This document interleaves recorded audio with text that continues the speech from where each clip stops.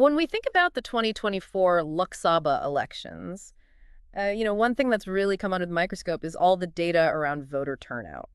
Yeah, definitely. It's not just about like the overall numbers, but all the nitty-gritty details. Right. And, for those of us who are really trying to get a grip on, how Indian democracy actually works, it's crucial to understand this stuff. Absolutely. And when you start digging into those details, you inevitably run into this thing called Form 17C. Form 17C, huh? Yeah, it sounds pretty bureaucratic and technical, but it's actually at the center of this huge debate about, how transparent our elections really are. Okay, so that's what we're going to deep dive into today with Form 17C. We're going to figure out what this form is all about, why there's so much push to make it public, and what it all means for electoral transparency in India. Right, because it's not just some obscure paperwork. It had some pretty big implications. Exactly. And, if you're prepping for the UPSC, this is definitely something to pay attention to because this kind of current affairs knowledge is super important for the mains exam. It gives you those in-depth insights. Yeah, and who knows, it might even pop up as a prelims question, testing your knowledge on election procedures. Totally. So this whole discussion really heated up after those petitions filed during the May 2024 election, so it's still very much a live issue. Okay, so first things first, what exactly is this Form 17C? Let's break it down. Form 17C is basically a document that's been around for a while, actually. It's mandated under the conduct of election rules from way back in 1961, and it's essentially a ground-level record that has to be filled out at every single polling station across the country. Wow, every single one. Yeah, think about it. In the 2024 elections, we had over 10.5 lakh polling stations. So that's a massive amount of data we're talking about. That's mind-boggling. It really shows you just how huge and complex Indian elections are. Right, and Form 17C isn't just one single form. It's actually divided into two parts. Oh, I see, two parts. Yeah, so the first part is called a count of votes recorded.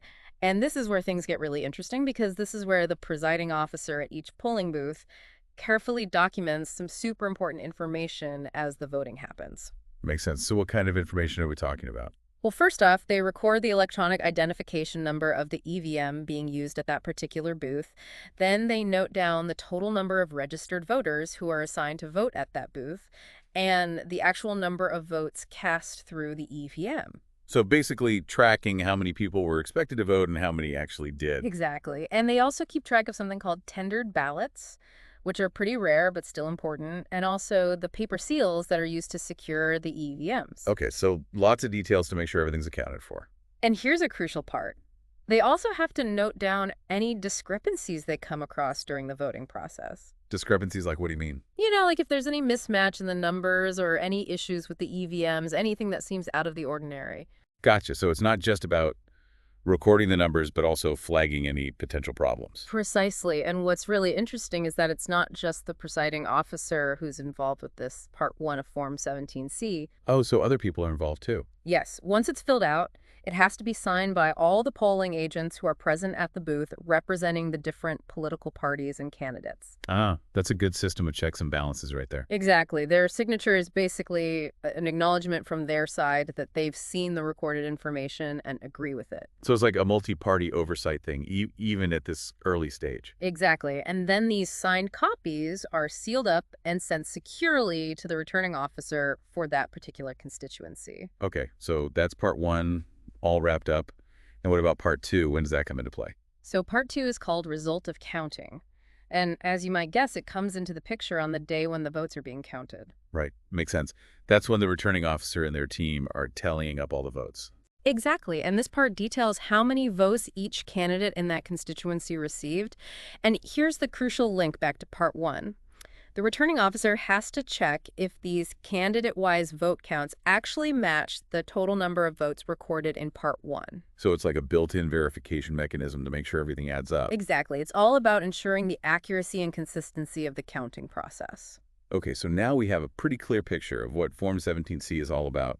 But why is there this big demand to make Part 1 public? Like, why is it such a hot topic? That's the million-dollar question, isn't it? Well, the main push is coming from opposition leaders and a bunch of organizations and individuals who are really passionate about election transparency. Transparency, yeah, that makes sense. People want to know that the elections are being conducted fairly. Exactly. And one of the most prominent voices in this whole debate is the Association for Democratic Reforms, or ADR as they're known. ADR, right? I've heard of them. They do a lot of work on electoral reforms. Yeah, they're really influential, and their main argument is that we need complete transparency right down to the booth level. Okay, and how does Form 17C fit into that?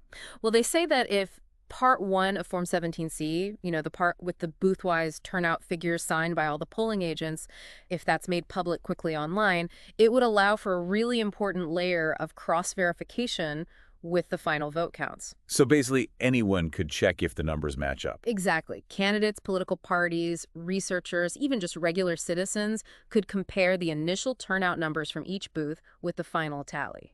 That would definitely increase transparency and accountability. Absolutely. And ADR believes this would significantly boost public trust in the EVM system, those electronic voting machines that we use. Yeah, because there's always some skepticism around EVMs and whether they can be tampered with. Right. So having all this data out in the open would allow for independent scrutiny and verification. And ADR actually did an analysis of the 2024 Sabha election results, right? They did, and their findings were pretty eye-opening. Yeah, I remember reading about that. What did they find? So they looked at all 543 constituencies, and what they discovered was that only in a tiny handful of constituencies did the number of votes recorded as polled match exactly with the number of votes counted in the end. Wow, so in most cases there was some kind of discrepancy. Yeah, in a significant number of constituencies, 362 to be exact, their analysis suggested that around 5.5 lakh fewer votes were counted than were initially recorded in Form 17C.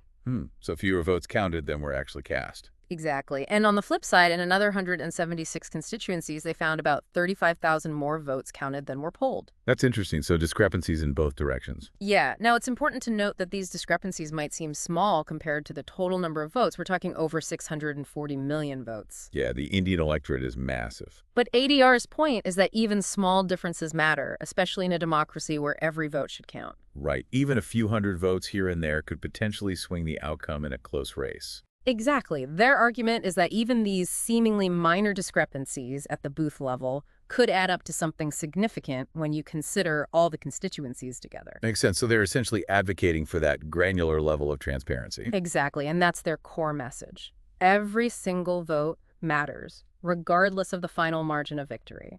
Okay, so we've heard the arguments for making Form 17C Part 1 public.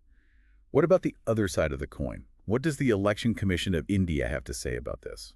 Well, the ECI has consistently maintained that they're not legally obligated to publish this data online, under the current rules, which are the Conduct of Election Rules of 1961. So legally, they're not required to do it. Right. Their position is that they're only required to share copies of Form 17C with the authorized polling agents who are present at the booths during voting. And apart from the legal aspect, do they have any other concerns about making this data public? Yeah, they've raised a bunch of practical and logistical worries. Like what, for example? Well, their biggest fear is that this raw booth-level data could be misused or misinterpreted.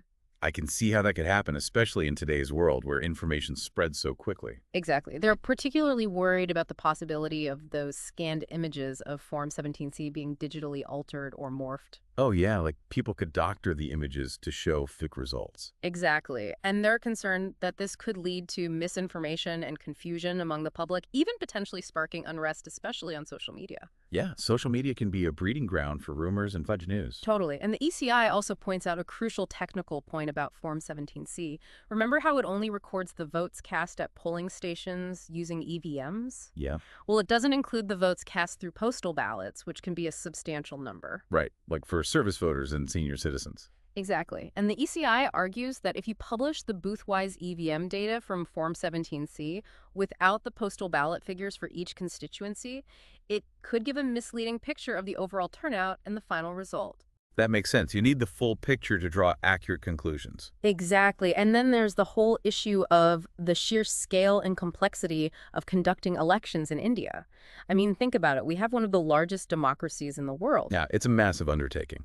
And former Chief Election Commissioner O.P. Rawat has actually spoken about the practical challenges involved. He points out that the entire election process involves around 1 crore personnel on the ground. Wow, that's a huge workforce. It is, and he says many of these individuals, especially those at lower levels, might not have the technical expertise to handle large amounts of digital data. So they might not be equipped to accurately record and upload all this information?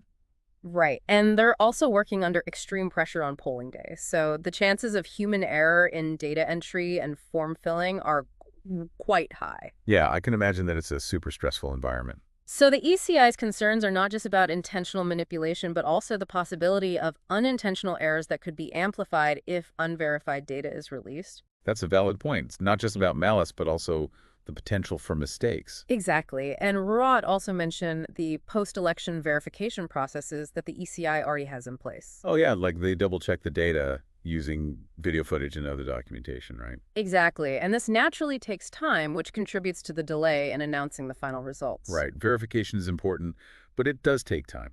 And he also raised an interesting question about the corrected forms. If they find discrepancies during verification and corrections are made to Form 17C. Yeah. What happens to those corrected forms? Well, it's not entirely clear if there's a standard protocol for revalidating those corrected forms by the polling agents who initially signed them.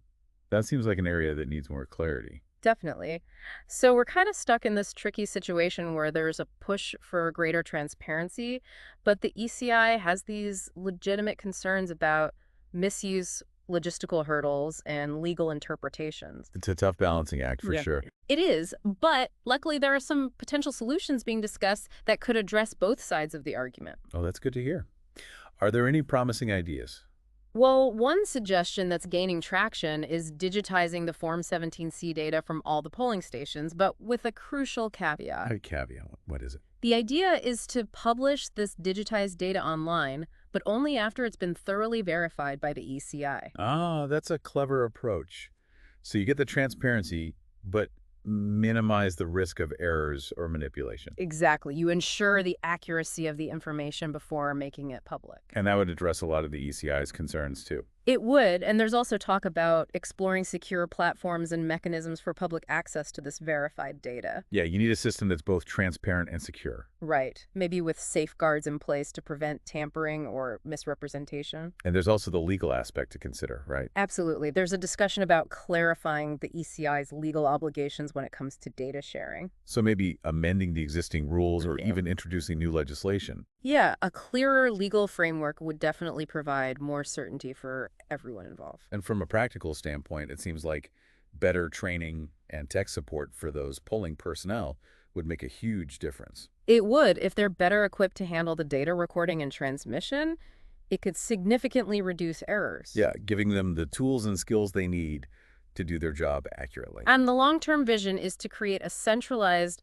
tamper-proof digital database for all election-related documentation. Wow, that's a big goal, but it would definitely be a game changer. It would bring so much transparency and accountability to the entire electoral process. It's like a complete digital reform of the system with Form 17C as a key component. Exactly, and it could really help bridge that gap between transparency and the practical realities of conducting elections in India. And speaking of developments, have there been any updates from the ECI on this issue?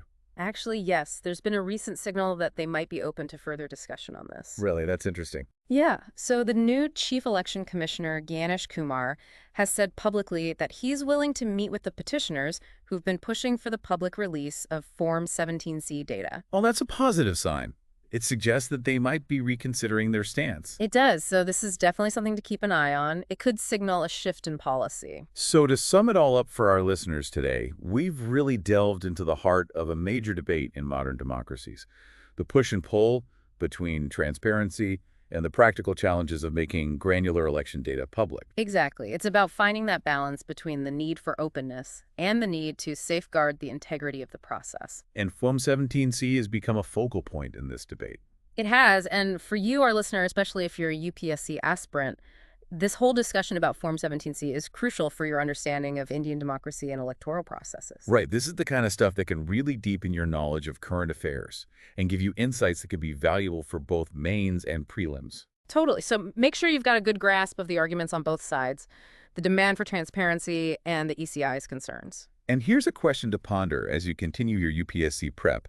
How can India ensure both greater transparency and the continued integrity of its elections when it comes to handling this kind of detailed booth-level data? Right. What kind of safeguards and verification mechanisms would be needed to make this work effectively? It's a complex issue with no easy answers.